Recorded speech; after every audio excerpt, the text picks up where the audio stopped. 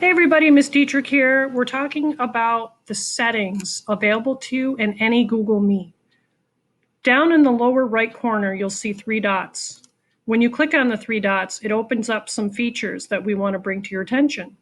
One of the features that I think is a really great one is the idea of canceling out background noise. Make sure that that's in the on position. See, it filters out sound that isn't speech. If you have, like a dishwasher running in the background, for example, that's not something that we would appreciate having come through on the mic.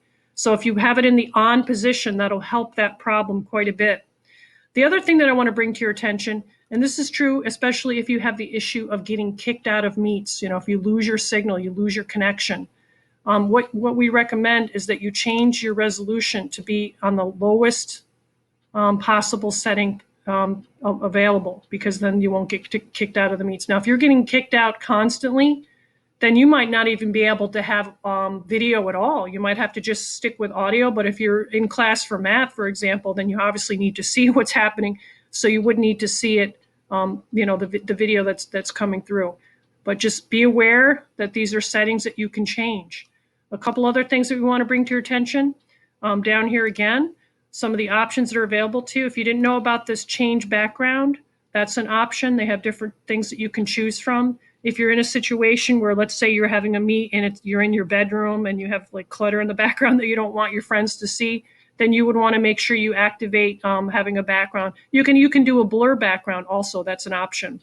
Other things that are available to you in a Google Meet, you have the ability to use a whiteboard. So in math class, sometimes you'll hear me say something like open up a whiteboard or a Jamboard, and you can do your work right on there. Now, if you do open one up, you don't have to share it out with everybody unless the teacher asks you to. You're just opening up your own private whiteboard, and the teachers would be able to see your work anyway on GoGuardian, and that's how we typically roll in math class. Now, if you are having challenges, another thing too that I want to bring to your attention, you can turn on the captions. If for some reason you can't hear what the teacher is saying, if you turn on the captions, then whatever's being said, you'll see as a script on the bottom of the page. So that's a nice feature for those of you who've been having problems with your microphone, or your headset or your speakers.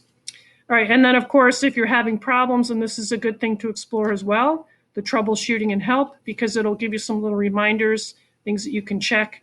That's a really good tool. All right, so make sure you're aware of all the things that are available to you in the Google Meet as features. If you're a host, then you would want to be looking at your host controls. But if you're not, children and students are typically not the host.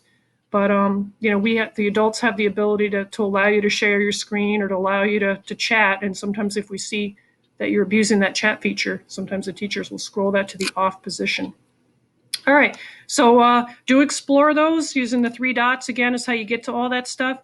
Poke around in there, and if you have any questions, feel free to send me an email at dietrichk@scolony.org, and I'll be happy to help you.